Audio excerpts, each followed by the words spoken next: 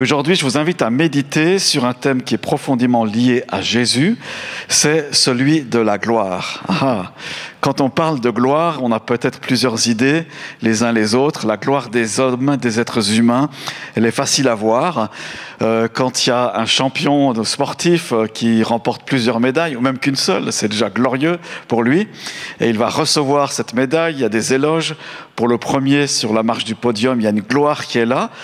Mais cette gloire, si belle soit-elle ou si enthousiasmante soit-elle, elle est éphémère, n'est-ce pas? Qui se rappelle forcément des Jeux Olympiques d'il y a 50 ans, peut-être quelques-uns, de certains sportifs. Mais voilà, cette gloire est passagère, éphémère. Même s'ils ont donné beaucoup d'efforts, hommes ou femmes, eh bien, cette gloire ne reste qu'éphémère. Tandis que la gloire de Dieu, qui est merveilleuse, qui est extraordinaire, elle est permanente. Et en tant que croyant, on est appelé à la rechercher. Non pas pour nous-mêmes, ça serait une gloire pour les hommes, mais pour glorifier Dieu, on va parler de ça.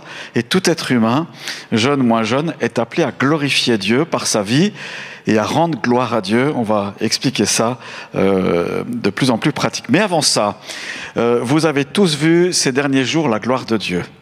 Et j'en ai pris quelques clichés, quelques photos. Ce matin, dans une balade, ça devrait être projeté. Voilà, déjà dans Romains 1,20, c'est dit que donc c'est pour tous les êtres humains, les perfections invisibles de Dieu, sa puissance éternelle et sa divinité se voient depuis la création du monde.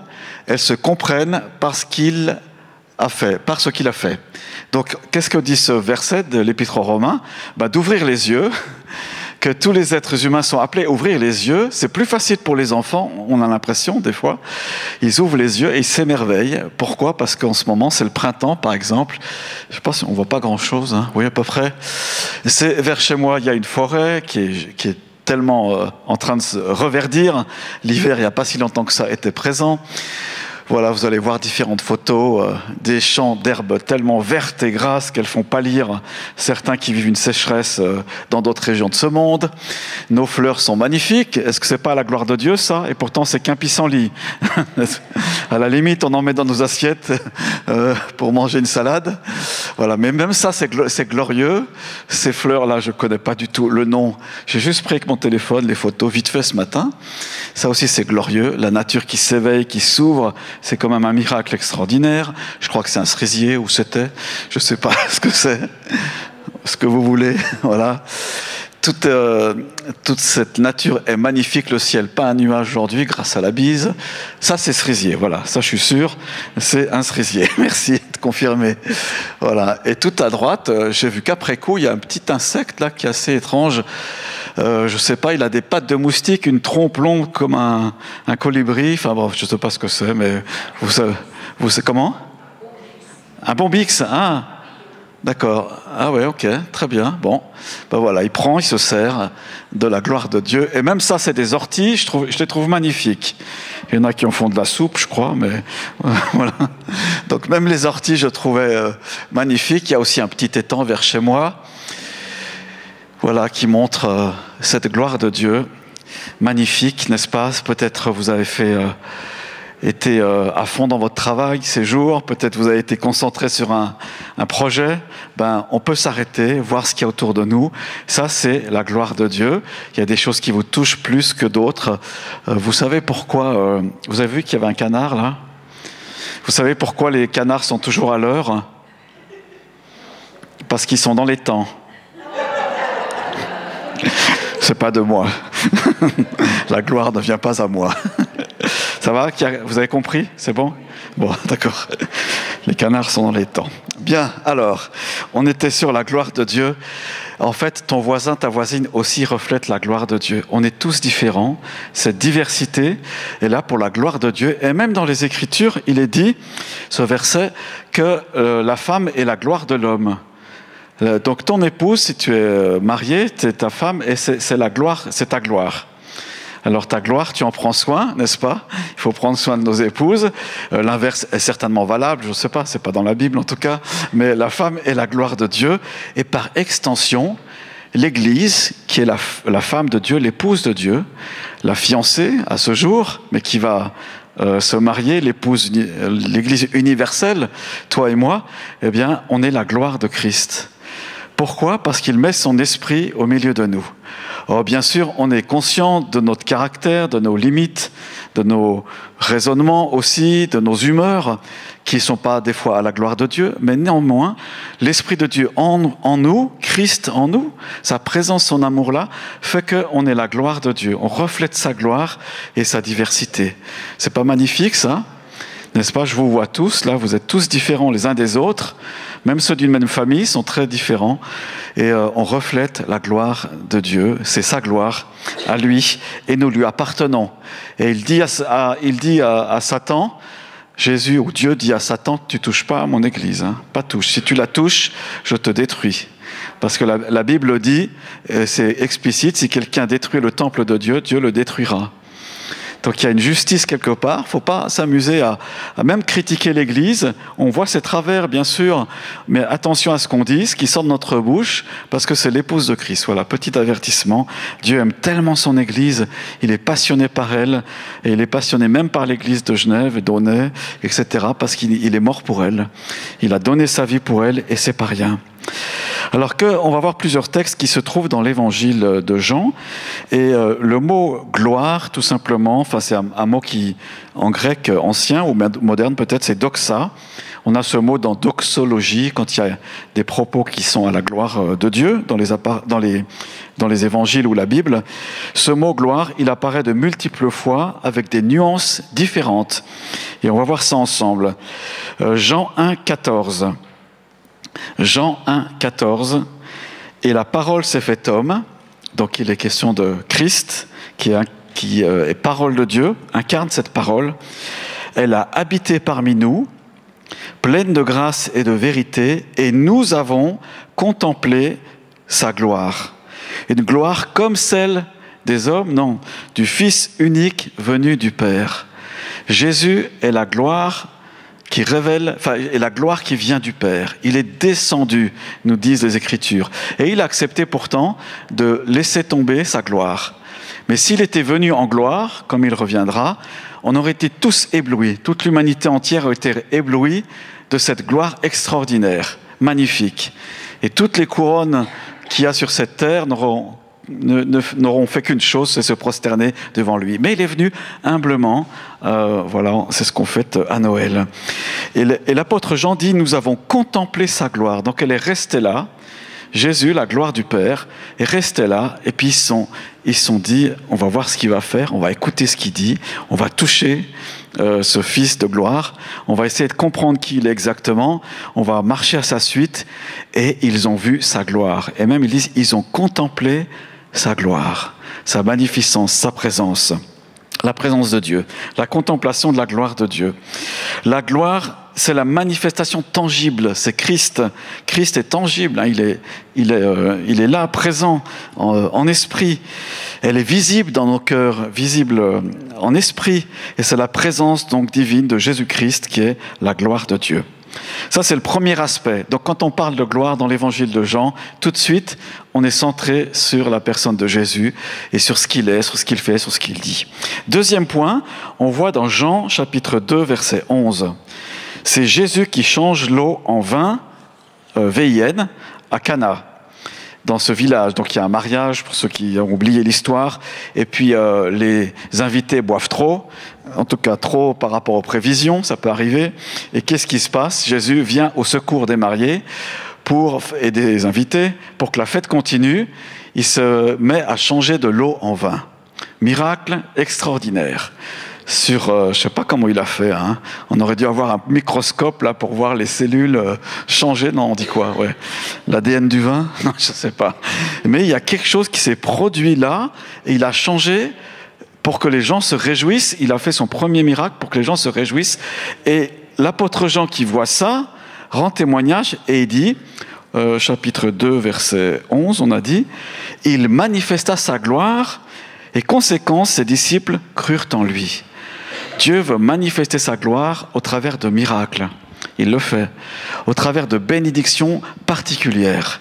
Et cette gloire, quand elle est manifestée, on n'est pas là pour la retenir en disant « Voyez comme je suis bien » ou comme ce prédicateur est merveilleux, on lui donne des louanges, on va l'encenser. Mais non, on est là pour rendre gloire à Dieu Et on dit, mais qui t'a guéri? Mais c'est Dieu qui m'a guéri. C'est pas le prédicateur, c'est pas le disciple. Voilà, on rend la gloire à Dieu. Et il manifesta sa gloire.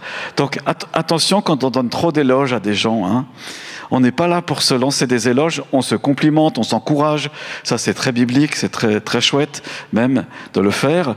Mais on est là pour rendre gloire à Dieu. On le fait par nos chants, on le fait par notre témoignage de vie de croyants, on le fait par notre comportement aussi, hein, c'est vrai. Au lieu de rouler à 120 km/h au lieu de 50, par exemple, on veut rendre gloire à Dieu dans notre comportement de tous les jours aussi. Voilà, cette gloire, ce miracle à Cana révèle l'autorité divine. Jésus montre qu'il est Dieu, simplement, sans parole, mais il change l'eau en vin. La puissance de Dieu en action, suscitant la foi chez les témoins, ses disciples crurent en lui. Jésus, on croit en toi. Amen. J'ai dit à une élève à l'école, je lui ai dit, écoute, elle arrive systématiquement en retard, quoi, à son cours, dans ma classe. Silence. Elle arrive systématiquement en cours en retard. Puis je lui dis, qu'est-ce qu'il y a? Ben voilà, une fois c'est le réveil, une fois c'est les TPG, une fois c'est... Bref, les études des jeunes, les excuses des jeunes. Et puis je le regarde dans les yeux, lundi passé, je lui dis, tu sais, je crois en toi. Je crois que lundi prochain, tu viens à l'heure. On va voir. Mais je crois, l'amour croit tout. Et voilà, et je la féliciterai si c'est bien le cas. Cette gloire donc de Jésus, elle révèle l'autorité divine. Jésus est la gloire de Dieu et Jésus révèle l'autorité divine et se glorifie. La gloire, point 3, c'est comme une approbation ou une reconnaissance. Dans plusieurs passages, Jésus souligne la différence entre la gloire humaine, celle que nous cherchons parfois auprès des hommes, et la gloire venant de Dieu, la seule qui ait une réelle valeur. Vous savez que lorsque le temps du jugement viendra, des nations, le temps du tribunal de Christ, comme c'est aussi marqué pour les croyants, eh bien c'est là que les choses seront vraiment révélées. Et c'est là que l'Église et tous les croyants vont rendre gloire à Dieu. Même les non-croyants vont rendre gloire à Dieu parce qu'ils fléchiront le genou devant lui. Et ils confesseront que Jésus-Christ est Seigneur. Voilà, certains resteront dans la présence de Dieu éternellement, les croyants en Christ, et puis les autres, Dieu les jugera, et à lui le dernier mot par rapport à cela. Mais rendons gloire déjà ici-bas, et quitte à rejeter la gloire des hommes, comme Jésus a fait. Nulle part on voit Jésus qui accueille la gloire des hommes pour être le premier, pour être en première page du journal. Il n'y a pas ça chez lui. Il est vraiment humble. Il ne cherche pas la gloire des hommes. Du reste, il le dit plusieurs fois. Il dit, Jean 5, 41, « Je ne reçois pas ma gloire des hommes. » Je ne la reçois pas. Donc de son vivant, dans chair et en os, moi, ma gloire, elle ne vient pas de là.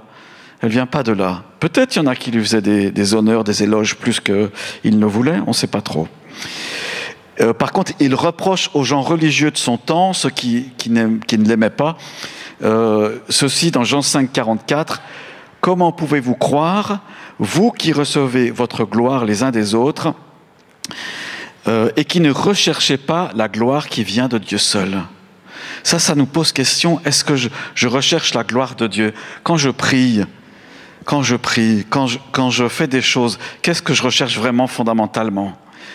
Il faut bien confesser parfois qu'on recherche la gloire des hommes. Tu vas dans quelle église? Je vais dans telle église. Et puis si elle a 1000 membres, oh là là, magnifique, n'est-ce pas? Mais ça, c'est la gloire des hommes. Comment Jésus voit ça? Bien sûr, c'est super s'il y a beaucoup de gens sauvés, on le souhaite. Mais est-ce qu'une église qui a 20 personnes donne moins gloire à Dieu qu'une grande communauté? N'est-ce pas? Dieu le sait, mais on est là pour glorifier Dieu, peu importe le nombre. Dieu nous appelle par nos noms, il n'appelle pas nos églises ou communautés par le nombre qu'on représente, n'est-ce pas? C'est pas juste de penser comme ça. On souhaite des grandes communautés, on veut que toute la région genevoise soit visitée par Dieu, mais on veut surtout que Dieu soit glorifié et qu'il le fasse d'une manière ou d'une autre, il le fera. Parfois, on passe dans le creuset, comme dit la Bible, par des épreuves qui sont là parce qu'on n'est pas prêt à porter sa gloire, ou pas vraiment. Si Dieu se manifestait comme il l'entendait vraiment, c'est-à-dire de faire des grands miracles, etc., peut-être qu'on se dirait, voilà quoi, on n'est pas trop mal finalement. Hein. Peut-être que nous, on mérite quelques louanges. On n'est pas prêt à porter cette gloire. Et je pense que là, il faut faire très attention à ça. Et être vigilant. Parce que la Bible dit, Dieu ne partage pas sa gloire avec un insensé. Voilà. Et parfois, on se brûle les ailes à vouloir trop vite voir cette gloire se manifester. Que Dieu puisse toucher nos cœurs bien-aimés et qu'on soit prêt pour accueillir cette gloire parce qu'il la donne au travers de Jésus-Christ. Et puis, il reproche encore une fois aux pharisiens, c'est même Jean qui écrit ça dans Jean 12, 43, qu'ils aiment plus la gloire des hommes que la gloire de Dieu. Voilà. Qui veut venir au premier rang? N'est-ce pas? Vous pourriez dire, ah mais moi je veux bien être devant. Et vous auriez raison, hein? Peut-être qu'il y a plus d'onction, j'en sais rien. Mais quelle est notre motivation? Alors vous allez me dire, mais pourquoi tu te mets toujours devant? Si je pouvais me mettre au fond, j'aimerais bien, je vous avoue. Voilà. Mais Dieu sait les choses. On n'est pas là pour se mettre en avant. On n'est pas là non plus par fausse humilité, en disant non, mais c'est pas moi, etc. On est là parce qu'on sait qu'on est aimé de Dieu. Et puis on sait qu'à tour de rôle, il y a des frères et sœurs qui sont plus honorés que d'autres, puis que ça change. Et puis voilà, c'est comme ça dans le corps de Christ. Donc la gloire, comme une approbation, reconnaissance, on rejette cela. On rejette la gloire des hommes. Dieu peut nous utiliser, on le souhaite encore plus, mais on rejette les louanges des hommes. On accueille cette gloire de Dieu et on la lui rend. Point 4, la gloire liée à l'intention et à l'humilité. Jean 7, 18. Celui qui parle de sa propre initiative cherche sa propre gloire, mais celui qui cherche la gloire de celui qui l'a envoyé, celui-là est vrai. En fait, le Christ vient sur cette terre comme un ambassadeur du royaume de Dieu. Le premier, il vient là comme cela. Et il ne cherche pas, encore une fois, sa propre gloire, sinon il aurait fait une religion, vite fait. Mais il ne cherche pas ça, il cherche à glorifier son Père Céleste et il le représente. Il le représente. Un ambassadeur, l'ambassadeur de Suisse qui est, je ne sais pas dans quel pays, à Paris, il va représenter la Suisse. Il n'est pas là porteur de son propre nom, mais il va représenter, dire l'opinion de la Suisse, affirmer les choses à Paris ou en France, par exemple. Ainsi est Jésus-Christ. Cette gloire, pourtant, Jésus nous la promet, c'est-à-dire sa présence extraordinaire et fabuleuse, pas seulement dans le miraculeux, mais aussi dans les cœurs. Il la promet pour ses disciples. Il dit à Marthe et aussi Marie, « Si tu crois, tu verras la gloire de Dieu. » Liée à notre foi. La gloire liée à notre foi. Si tu crois, tu verras des grandes choses. Si tu crois, tu constateras. Mais reste dans la foi. La foi, on se rappelle, on doit la nourrir, notre foi. C'est elle qui nous guide dans notre vie chrétienne. On n'est pas guidé par les sensations qui vont à droite et à gauche, en haut et en bas, dans tous les sens, mais on est guidé par la foi. Le juste vivra par sa foi, plus exactement. Par la foi, par sa foi. Sa confiance en Dieu. Dieu le précède, Dieu le suit, Dieu est à gauche, à droite, mais on ne précède pas Dieu, n'est-ce pas? Et si on croit, on verra la gloire de Dieu. Et il faut quand même nous dire aussi que Dieu aime quand on n'a plus de ressources, quand on n'a plus sur quoi s'appuyer. Parfois, c'est là qu'il nous teste, ou nous éprouve, pour qu'on puisse manifester sa gloire et qu'on puisse lui dire, là, dans cette situation, ça peut être que la gloire de Dieu et pas la mienne. C'est pas mes propres efforts. Amen. D'accord? Et voilà, il faut le laisser faire, même si l'épreuve dure ou parfois semble contraire apparemment à la volonté divine. Bien sûr, la gloire par excellence, c'est la résurrection de Jésus. Et on en parle encore plus les prochains week-ends, dimanche. La résurrection est la manifestation ultime de la gloire de Dieu. Du reste, un des derniers miracles de Jésus est la résurrection de Lazare. C'est une des dernières choses qu'il fait au niveau du miraculeux. Jésus manifeste l'amour du Père qui ressuscite Lazare, qui était mort depuis plusieurs jours. Ainsi, le Père est glorifié au travers du Fils. Quelques jours plus tard seulement, cette même gloire allait être révélée pleinement dans la résurrection de Christ lui-même, triomphant définitivement de la mort. Et il fait de nous des ressuscités grâce à cette action extraordinaire. Juste concernant la résurrection, je ne sais pas si vous avez remarqué ça, c'est qu'elle est discrète. elle est glorieuse. Puis en même temps, elle est discrète, cette résurrection. Qui est devant le tombeau vide? Juste quelques personnes, les femmes, quelques disciples qui sont là, et puis jardiniers ou pas, quelques anges, parce que c'est quand même magnifique, quoi. Mais le reste de Jérusalem, ils dorment encore peut-être, parce que c'est tôt le matin, comme ça. Peut-être qu'ils dorment encore. C'est pas quelque chose de magnifique comme ça qui se voit sur l'instant. Mais pourtant, ils ressuscitent. Et ça peut nous poser question, puisque dans la Bible, il est dit, la gloire de Dieu, c'est de cacher les choses. Et si la gloire de Dieu n'était pas celle forcément qu'on pensait en premier, on a vu bien sûr ces miracles. C'est fabuleux, quelqu'un qui a une jambe qui se rallonge, des corps qui se redressent, des boiteux qui marchent droit, etc., instantanément. C'est extraordinaire. Et si la gloire de Dieu, d'abord, c'est peut-être de cacher les choses, de faire les choses qu'à certaines personnes. Pourquoi pas? Je vous laisse méditer et réfléchir là-dessus. La résurrection de Christ, acte discret et néanmoins extraordinaire. Alors, il faut terminer cette première partie de message. Après, j'ai juste quelques points encore à vous donner sur le fait que Jésus est dans la gloire et qu'il a précédé tous ceux qui sont morts en Christ et les saints de l'Ancien Testament. Ils sont dans la gloire. Ils ne sont pas en train de compter leurs miettes ou de jouer aux cartes au ciel.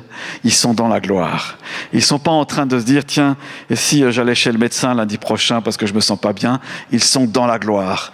Ils ne sont pas en train de se dire, j'ai mal aux dents, il faut que j'aille chez le dentiste. Ils sont dans la gloire. Ils sont glorifiés avec Jésus. Et ils ne sont pas en train de se dire, tiens, j'ai combien sur mon compte à la fin du mois? Est-ce que je vais y arriver à payer toutes mes factures? Ils sont dans la gloire. Une gloire extraordinaire et fabuleuse.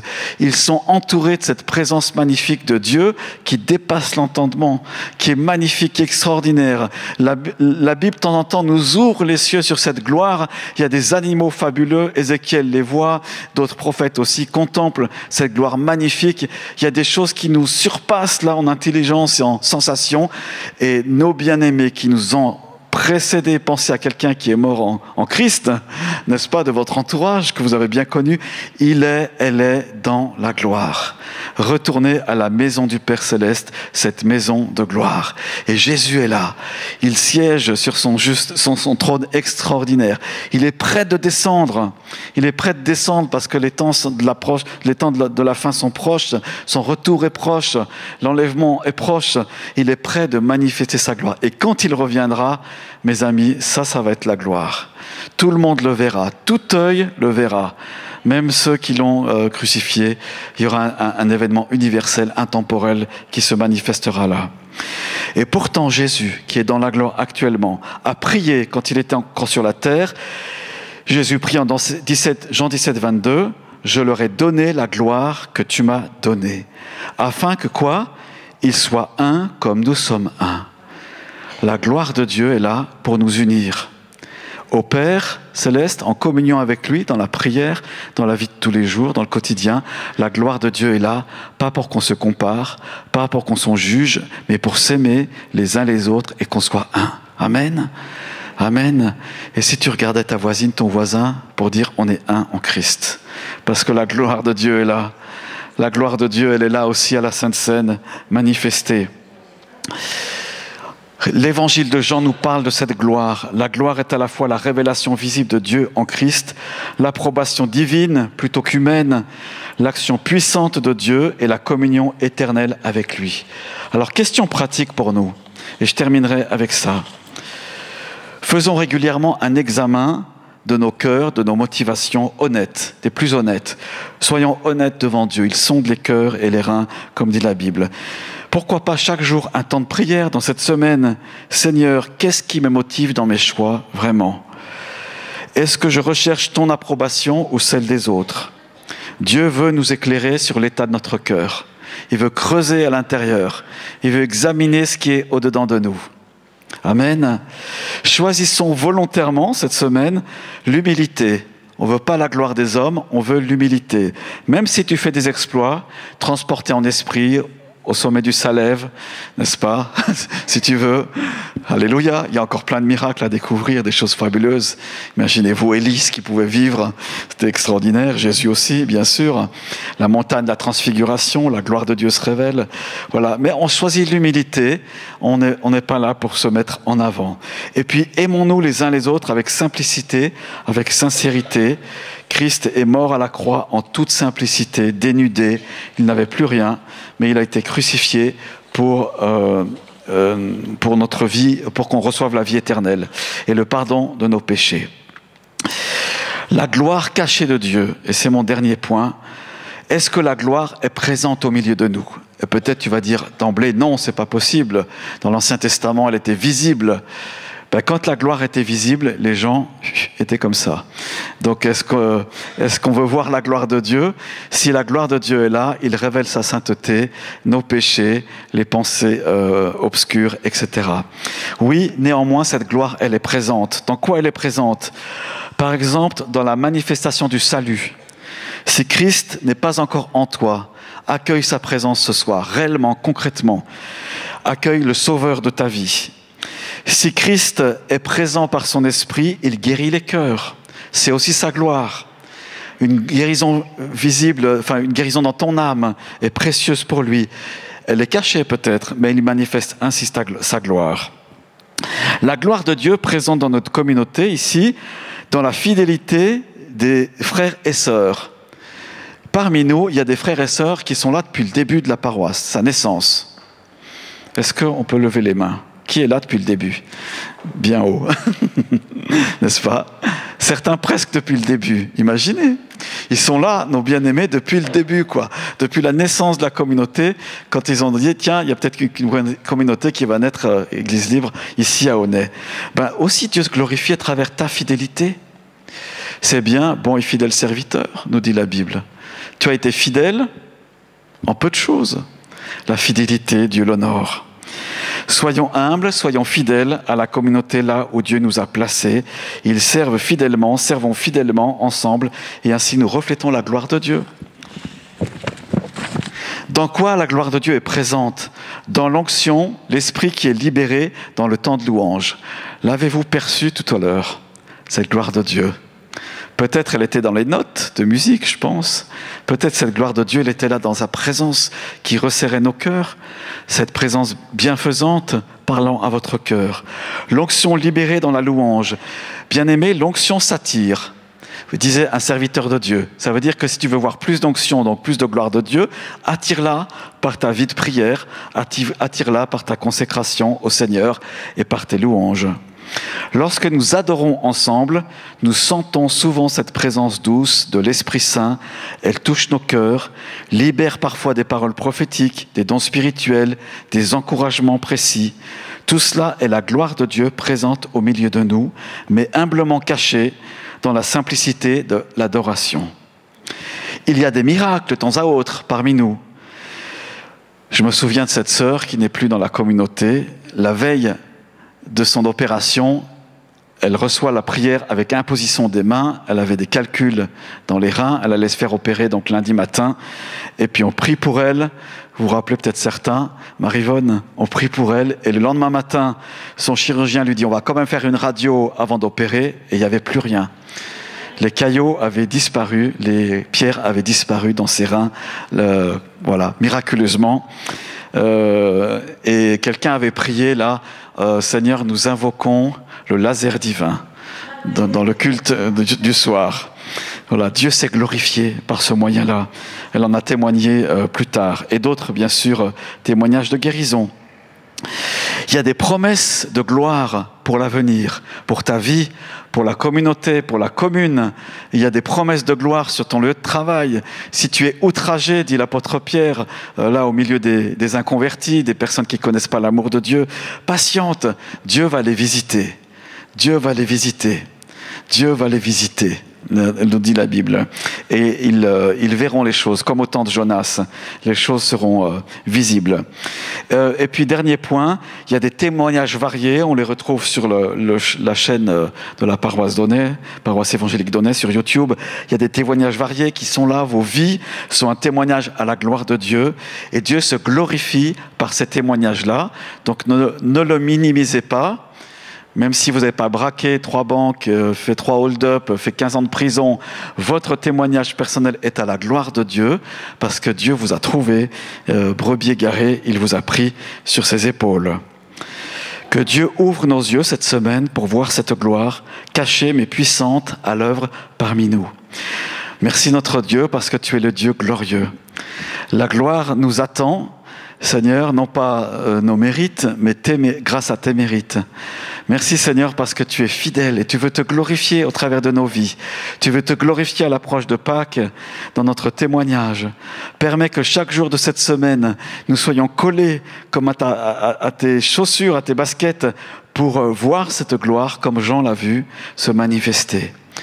Et viens au-dedans de nos cœurs, Seigneur, pour la révéler aussi, cette gloire, pour la montrer.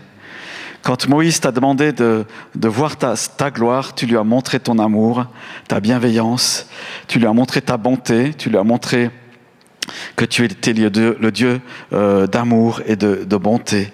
Alors fais-le encore dans nos vies. Seigneur, que ta gloire se révèle cette semaine, là où nous serons, mais aussi là où tu dois être, dans cette commune, là où tu nous places, dans nos travaux aussi, au nom de Jésus. Amen. Amen. La gloire de Dieu, c'est aussi cette bague que reçoit le fils prodigue dans la parabole de Luc 15. Il reçoit un sceau, une bague qui lui montre qu'il appartient à l'Éternel, au Père éternel. Et ce soir, cette conviction m'anime que c'est comme s'il mettait cette bague à ton doigt. Tu as été perdu, tu as été égaré, mais maintenant tu es revenu dans la maison du Père. Et il met un sceau sur ta main, sur cette bague. Il te donne son nom, il partage sa gloire avec toi. Et tu deviens ressuscité en lui. Amen. Amen.